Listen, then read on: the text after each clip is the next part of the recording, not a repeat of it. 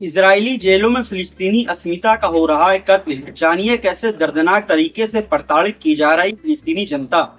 दोस्तों, 1967 से इजराइल के कब्जे वाले फिलिस्तीनी हिस्सों में मानव अधिकारों को स्थिति की जो तस्वीर संयुक्त राष्ट्र की विशेष प्रतिवेदक फ्रांसिस्का अल्बानीज ने खींची है, उसके बारे में बता रहे हैं इस रिपोर्ट के लेखक मशकूर आलम। दोस्तों, दुनिया के सियासी मंच पर जिस अमेरिका इजराइल ने वर्षों तक ईरान को दुनिया की अमन के लिए खतरा और वहां की हुकूमत को दुनिया का सबसे जालिम निजाम करार देकर अलग थलग करने की कोशिश की, आज वही इजराइल क्रूरता के खौफनाक प्रयोगशाला चलाने के लिए कटघरे में खड़ा है। वह भी इतना भयावह है जो अकल्पनीय है। इसे सुनकर आपकी रूह कांप जाएगी और आपका दिल पसीज जाएगा। देखिए इस वीडियो को पूरा आखिर तक। दोस्तों, कमाल तो ये है कि ईरान के मानव अधिकारों की दुहाई देने वाले पश्चिमी ताकतें आज इजरायली जेलों से आती फिलिस्तीनी कैदियों की सिस्कियों पर खामोश है। संयुक्त राष्ट्र की ताजा रिपोर्ट के इस दोहरेपन को बेनकाब कर दिया है। जहां एक तरफ ईरान के खिलाफ नैतिकता का परचम बुलंद किया जाता है, वहीं दूसरी तरफ इजरायली हिरासत केंद्रों में फिलिस्तीनी अस्मिता का कत्ल राजकीय सिद्धांत बन चुका है। जो इल्जाम कल तक तेहरान पर लगाए जाते थे, आज वही बर्बरियत, हड्डियां तोड़ते यौन शोषण और अमानवीय प्रताड़ना तेल अवीव की जेलों में सरकारी सरपरस्ती में अंजाम दी जा रही है। यह महज कैद नहीं बल्कि एक पूरी मुस्लिम कौम को मानसिक तौर पर, रूहानी तौर पर फना करने की संगठित साजिश का हिस्सा है। दोस्तों, संयुक्त राष्ट्र की ताजा रिपोर्ट बताती है कि इजराइल में बेइंतहा जुल्म सितम राज के सिद्धांत बन गया है और उसे सियासी सहमति हासिल है। अक्टूबर 2023 से अब तक जुल्म की यह श्रृंखला 18,500 से अधिक फिलिस्तीनियों को अपनी जद में ले चुकी है, जिनमें 1500 से ज्यादा मासूम बच्चे शामिल हैं। वे महज आंकड़े नहीं है बल्कि इन हजारों जिंदगियों की दास्तान है, जिन्हें बिना किसी इल्जाम या मुकदमे के सलाखों के पीछे धकेल दिया गया है। तकरीबन 100 कैदियों की हिरासत में हुई मौत पर निजाम की, जी हां, इजरायली हुकूमत की बर्बरियत को गवाही देती है।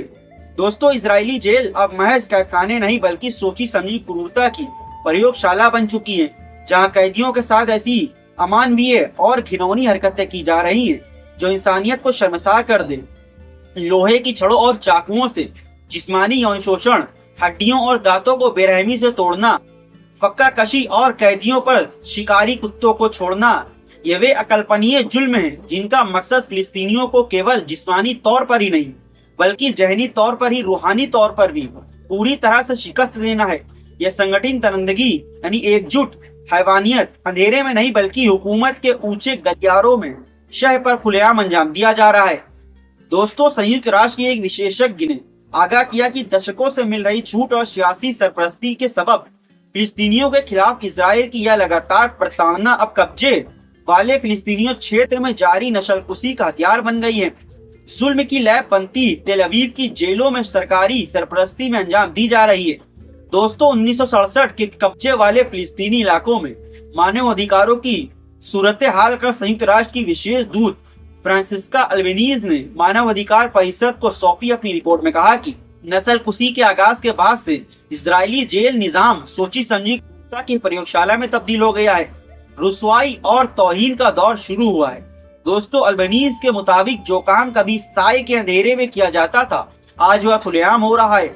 संगठित अपमान, पीड़ा और जिल्लत का यह शासन अब उच्चतम सियासी स्तरों पर मंजूर शुदा है। यानी जो दर्द पहले छिपाकर किया जाता था या दिया जाता था, अब उसे इजरायली हुकूमत की सरपरस्ती में सरेआम अंजाम दिया जा रहा है। आखिर क्यों दिया जा रही है संस्थानिक प्रताड़ना? दोस्तों, रिपोर्ट में जिक्र किया गया है कि राष्ट्रीय सुरक्षा मंत्री इतमार बिन गवीर समेत आला अधिकारियों द्वारा लागू की गई पॉलिसियों में टॉर्चर, सामूहिक सजा और हिरासत की अमानवीय हालत को संस्थागत शक्ल दे दी गई है। यह फिलिस्तीनियों को इंसान न समझने की सोची समझी साजिश से बेबस फिलिस्तीनियों को है अब इंसाफ की पुकार।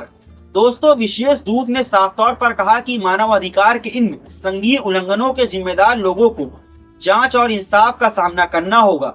उन्होंने जोर देकर यह कहा कि जंग के दौर में इन बुनियादी हुकूक से महरूम नहीं किया जा सकता है और मुजरिमों को अंतर्राष्ट्रीय आपराधिक न्यायालय यानी ICC के कटघरे में खड़ा होना ही पड़ेगा। जानिए कैसे आंकड़ों में छिपी हुई है सिस्कियां। दोस्तों, अल्बानीज की रिपोर्ट चेतावनी देती है कि अक्टूबर 2023 से अब तक कब्जे वाले फिलिस्तीन इलाकों में 18,500 से ज्यादा लोगों को हिरासत में लिया गया है। हजारों लोग बिना किसी जुर्म के कैद हैं कई लोग जबरन गायब कर दिए गए हैं और लगभग 100 कैदी हिरासत में दम तोड़ चुके हैं। आखिर क्यों अकल्पनीय दरिंदगी की जा रही है? दोस्तों, कैदियों के साथ ऐसे हैवानियत की गई है जो कल्पनाओं से भी परे है। रिपोर्ट में बोतलें, लोहे की सलाखें और चाकुओं से बलात्कार, भुखमरी, जिस्म को जलाना और कुत्तों से हमला करवाने जैसी हौलनाक प्रताड़नाओं का जिक्र है।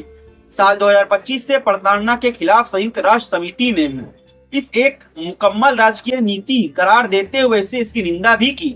आखिर कैसे दुनिया की खामोशी पर सुलगते सवाल खड़े हो रहे हैं? हम भी सवाल आप सबसे पूछते हैं। दोस्तों, इस बर्बरियता को दुनिया के रहनुमाओं द्वारा बचाव मिल रहा है। कानूनी संस्थाएं ऐसे जायज ठहरा रही हैं और मीडिया इसे साफ सुथरा बनाकर पेश कर रहा है। ये हुकूमतें भी खामोश तमाशाई बनी हुई हैं जो इजराइल को हथियार और ताकत मुहैया करा रही हैं, जैसे अमेरिका। जानिए जेल की दीवारों के पार भी वो भयानक कयामत की रात और दिन। दोस्तों, रिपोर्ट के मुताबिक टॉर्चर सिर्फ जेल की चार दीवारियों तक महदूद नहीं है। मुसलसल बमबारी, बेदखली, फकाकशी और दहशतगर्द समूहों के खौफ ने पूरे फिलिस्तीनी इलाके को एक दोजक में बदल दिया है, यानी जहन्नम में। अल्बनीज ने जज्बाती अंदाज में कहा, गाजा, वेस्ट बैंक और कब्जे वाले यरूशलेम में फिलिस्तीनी दुखों की अटूट श्रृंखला से गुजर रहे हैं। वहाँ कोई पनाहगाह नहीं है, कोई सुरक्षित कोना नहीं है। क्यों हो रहा है गरिमा का विनाश? दोस्तों, विशेषज्ञ ने बेहद मार्मिक होकर कहा, प्रताड़ना एक शख्स के साथ वही करता है जो नस्लकुशी का कौम के साथ करती है। यह इंसान की गरिमा और अस्मिता को जमींदोज कर देती है और इसे महज इस्तेमाल की चीज का बनाकर छोड़ देती है, यानी खिलौना। दोस्तों, अल्बनीज ने इजराइल से इन तमाम कार्यों को फौरन रोकने और दोषियों को जवाबदेही तय करने की मांग की है और दुनिया से अपील की है कि इतमीर बैन गवीर और बेजलेल स्ट्रोमिच जैसे जिम्मेदार अफसरों के खिलाफ गिरफ्तारी वारंट जारी किया जाए, वरना अंतर्राष्ट्रीय कानून महज पैमानी कागज का टुकड़ा बनकर रह जाएगा। आपकी क्या है राय है दोस्तों? इन सब क्रूर अपराधों पर अपनी राय जरूर दीजिएगा नीचे कमेंट बॉक्स पर।